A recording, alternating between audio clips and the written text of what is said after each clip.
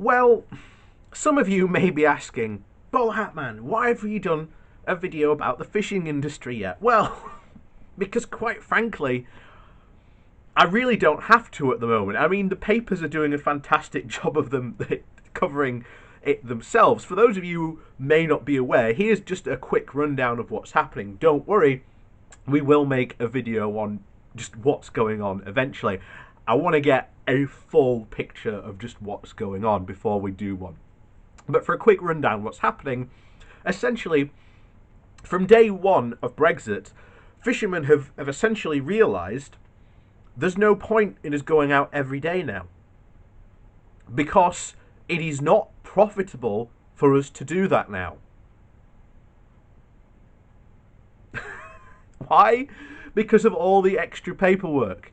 As we've said before, it doesn't matter that all these British fishermen have extra fish to catch, because we, the British people, do not eat that much fish.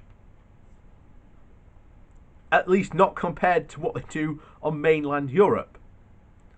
This is why we always said, you know, they need to have access to Europe. And it's going to be so funny, because you are going to see fishermen, I guarantee, maybe, it depends how soon they realise the mistake they made, they are going to be begging for the UK government to get back in the common fisheries policy. And you know, it won't be a surprise, it will not surprise me before we see an article from a fisherman, or we see a group of them going, yeah, we need to be in the common fisheries policy. Because currently we're not. And over time, they will realise just how bad they actually need to be in there. And as we've always said, the problem with all the core problem of Brexit was all the blame was targeted at the EU, when in reality it was the UK government's fault. And also, there's other things that are generally a problem with the fishermen themselves, namely the fact that they lie constantly, or they tell half-truths about their industry. And we've covered that before in many of my other fishing videos that we've talked about Brexit. Now, this is becoming too much about fish already, but today we're going to talk about cheese. So, before we get talking about cheese, please do remember to hit that like and share button, and of course down below there is a link to my Patreon page and a one-off donation link, and thank you very much to the people who do support my channel that way. So, let's talk about cheese, shall we? So, I've said that Brexit is going to have a ton of unintended consequences and side effects that even during the referendum and before those past 4 years, we didn't even predict. But we potentially saw there might be some trouble. Well, what a surprise. This comes from Politico. Brexit bites into profits of UK cheese producers. Brexit is taking a bite out of the profits of UK cheese producers who export to the EU.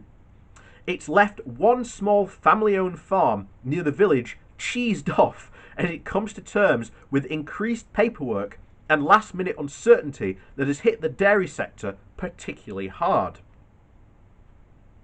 The very late notice of a deal was hugely problematic, said Ben Hutchins, the sales and marketing director at the family-owned cheddar cheese producer Lye Cross Farm, near Bristol, in the village of Cheddar in the west of England. That is because, ahead of the deal, struck on Christmas Eve, the firm's EU customers needed to stock up, as they didn't know if there would be a deal or not by January the 1st. Trucks were caught in the border chaos, which has added significant cost to some shipments. If the deal had been done earlier, this would have not been necessary. Hitchens explained, nothing that the pandemic also exacerbated the situation as well. Yet this isn't only since Brexit has taken from the business's bottom line. While a cheesemaker is, quote, grateful that there are no tariffs, on the firm's products as part of the Brexit trade deal, there is significant new customs paperwork, Hitchens said. A vet now has to sign an EU health export certificate for each of their shipments, and there is also new paperwork and requirements for organic products. All these cost money. Hitchens points out, and the administration will be a significant new burden on EU exports moving forward. That is not insignificant, and it is a cost of about 91% of the UK's dairy exports currently go to the EU. There will inevitably be impacts on our pricings to customers and on our margin, he said. You know, we've said this before. Price has a matter. And if you are adding all these extra costs, well, it's got to come from somewhere, or it's got to go somewhere. And that is going to go cost to the, consumer at the end of it, which is going to result in British cheese becoming more expensive, which in turn is probably going to see, customers in the EU look for local, probably more EU, cheaper alternatives to the British cheese.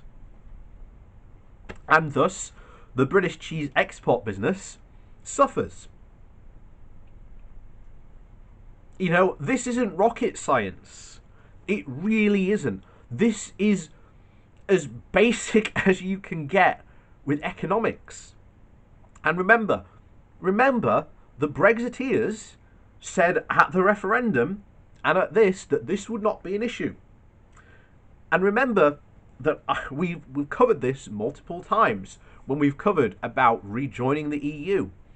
Businesses will not want to do and deal with this extra paperwork. They already don't.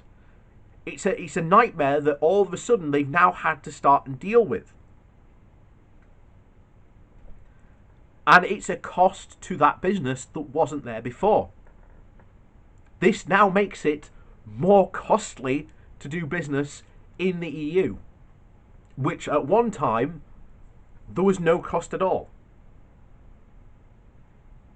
And lo and behold, British businesses in what used to be, and what are and still is for many of them, their main export market, their businesses, services, whatever, become more expensive. And thus, their ability to compete in that market becomes harder. And if it becomes harder, that means they earn less money from Europe, which in turn is going to have a knock-on effect to that business here in the UK, which will probably result in job losses. It's not rocket science. It really isn't. But here we go. So anyway, we continue with the article. So, he said, it remains to be seen how many customers will maintain their purchases given the new arrangements that we have needed to put in place, Hutchins said, adding that the firm has already lost EU business due to the uncertainty. And they are not alone. In late November, an arm's length government body, the Agriculture and Horticultural Development Board, or the AHBD, warned in an analysis that dairy markets in both the UK and the EU look set for some disruption in 2021, no matter what kind of trade deal was agreed. The analysis warned that increased friction at the border will create an imbalance in the trade of fresh dairy products used to make butter or powdered milk. Inevitably, to get buttercream or skim concentrate quickly across the border, it will create surpluses and put pressure on prices on both sides of the border. It won't be possible for products like yogurt, which usually leaves to cross the border on trucks just after production, to be handled in the same way, said Olivia Tollard, a customs and fiscal representatives director at the logistics firm of Gefco. The time that it has taken to make customers' declarations and follow the new borders procedures means that they will lose time and need to store the goods, thousands, Thomas said, in a way that keeps them at the right temperature. So they have all these new issues to be solved, which will add a cost, he said. Border disruption has so far been minimal because of the EU buys stockpile goods ahead of the new year, and we expect to see border pressure at the end of January, early February. Hutchins said, when stockpiles start to run out. And this is what you are seeing. This is why there hasn't been as much chaos as the border as many people have been expecting, because companies have just gone, okay, we're going to stockpile as much as we can in December, and then we'll see what happens. But all this new paperwork or whatever, it adds time, it adds a cost that just wasn't there before. And as we've said, one of the key voices that needs to be heard for getting us back into the EU will be businesses, because the reason we joined the European Economic Area, or where it was originally before it became the EU, was because the Tories were very, very well aware that businesses were seeing what was going on in Europe. Their access to market was there, and they wanted that access. Businesses will want that access. They will want and push for less frictionless trade. And as I said, our path back to the EU will just be a slow and gradual backsliding. And it's inevitable.